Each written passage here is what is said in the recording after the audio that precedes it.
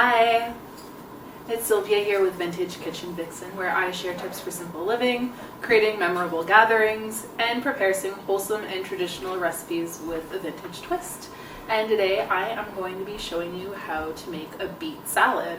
So right now it's September, beets are everywhere, at least I see them everywhere, and one of my favorite things to do with beets is to make a beet salad. I love beets roasted, but I especially love them in a salad with some goat cheese, a little bit of dill, and shallots or chives, whatever is handy. So I'm going to be showing you how to make a version of beet salad, and I hope you enjoy the video. If you are new to Vintage Kitchen Vixen, I hope you will become a subscriber and hit the bell notification.